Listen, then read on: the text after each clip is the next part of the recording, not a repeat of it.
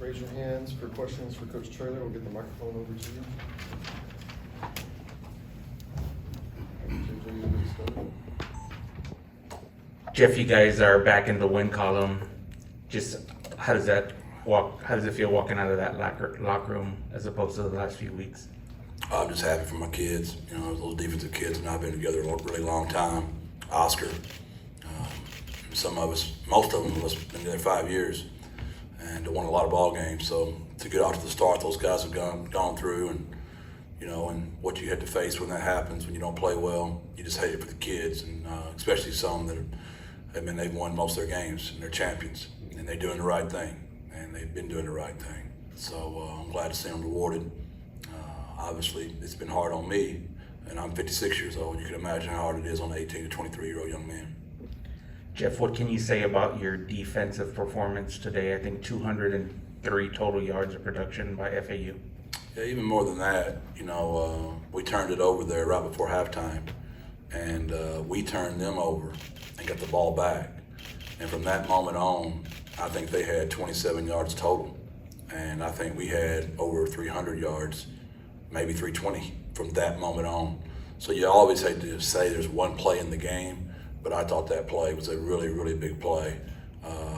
They had confused us twice. They did a really good job in the back end of giving us a look, and we threw right into it. And, you know, he calmed back down, and that was it. And offensively, we were so good, we scored 55 points today. We scored 38 points for the Roadrunners and 17 for FAU. That's pretty impressive. That was smart of a few people didn't catch that.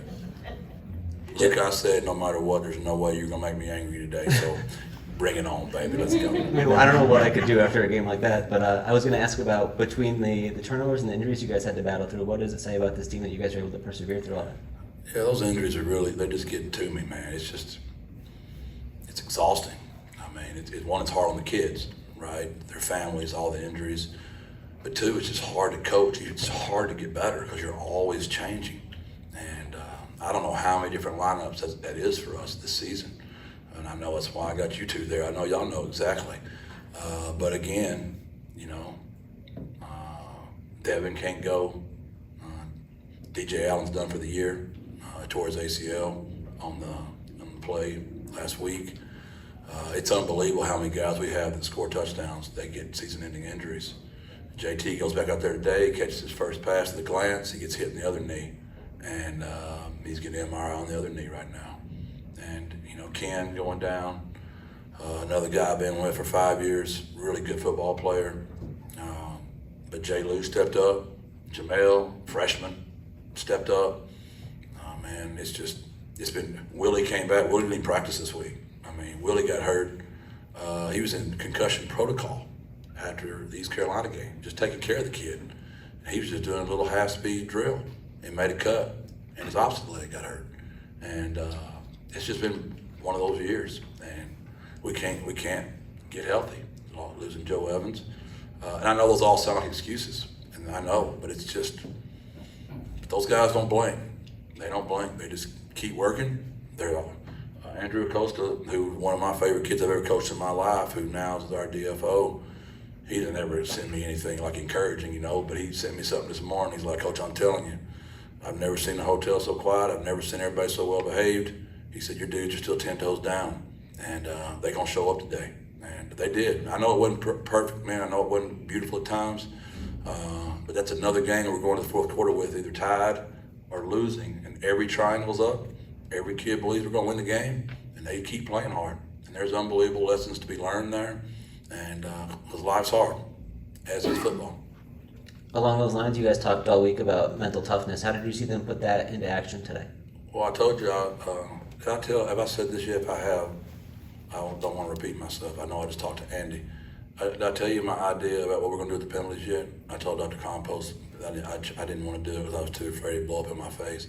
We did not say the word penalties the whole week. Not one time did we say the word. And we were going to give every single player a flag to start the game off. And we were going to come out, and on the kickoff, we were going to throw up 100 flags and just get them all over with on the very first play of the game. And it's funny, we only had 5 today. And I've never seen a team get 2 for running into the daggum punt returner. So we were so much cleaner there. And I don't know if it had anything to do with mental toughness or what that had to do with this week, but maybe we were overcoaching it. Maybe we were just punishing them too much. Maybe we were just, belaboring the point so much we might have got it in their heads too much. But we were free today. Now I do know coming home to the Alamo Dome helps for some whatever reason that is. To be 26-3 here is crazy. Coach, it takes a keen eye to know for a coach when to call and where to call a timeout. And you called a timeout right before Jamel scored that touchdown. I just want to know what you saw on the field and what made you call that timeout. It always benefits the team, so I'm sure you saw something on the field that would benefit them in that moment. No, that was actually all Owen. There's an RPO option there. If we get the look we want on the outside, we take that. If we don't get the look we want, we have an option to run the ball inside. And if we don't get the look we like in there, Owen has an option to take the single over there. So that was all Owen. It was just a really great catch and a really good job by Jamel getting his foot down. It's really fun when you call them when they execute. It's really frustrating when we don't.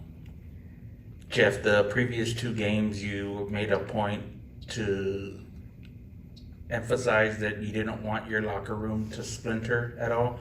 What does it say about, what you've seen out of your teams this last month and for them to have a game like today? I've never had it before.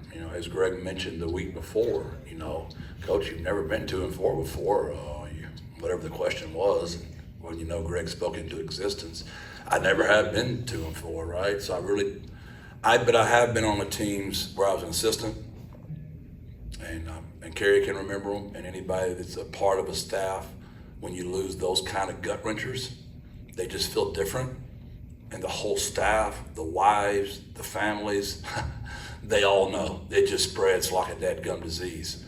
And our seniors are just so damn good kids. Excuse me, got a compost there. Such darn good kids that, as I have my cross outside on my neck there, they just hold us together. They really do believe in what we teach. It's who we are. And that's where I'm most proud of those guys, man. We got to celebrate this one, but, man, we got to go on the road and get one. I would really love to get on the road and get one, to get that monkey off our back. And I still stand by it. We hadn't had 4 out of our first 6 with this young offense. I would love to know where this team would be, but it's just the way the schedule fell. Jeff, what's your knee-jerk, reaction to how the offense played, how Owen looked out there today? Well, obviously, when they're in cover 1 and you got 2 beaters on the outside. Now, the first one, they tilted. They literally baited him. They tilted the corner, brought the safety. The second one, they did a great job making Chris get an inside release, and Owen stared him down. And that was just disappointing. And then on the swing pass to Robert, we turned somebody loose up front, and he got hit as he was trying to throw the dang ball. So, what I love about the kid is as soon as he does that stuff, I know everybody in the building saying, well, they're going to run inside zone right now because he's a young kid and he's struggling. Dude comes right back and rips a slant, takes us right down. How about the throw on 3rd down and whatever, the vertical down to Houston Thomas. So every time you're ready to give up on the kid, he just shows you something like this kid's got some real moxie to him.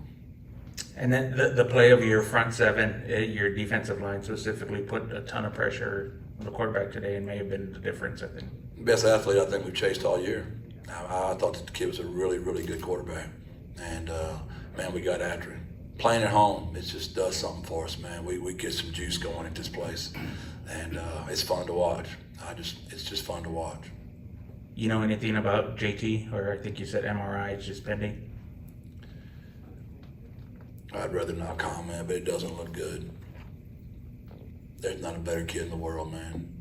That one was gut-wrenching. His first catch back. Kid hit him right on the other knee. Right. I would say best case would be hyperextension. That would be best case. Jeff, you guys seem to be in control for long stretches of the game, and then they might hit a big play or force a turnover. What has to happen to keep those moments from snowballing? How are you guys able to keep the momentum on your side? It's just called football. I mean, I just really believe in this new era of college football that it's going to be each week going to be a bunch of really close games.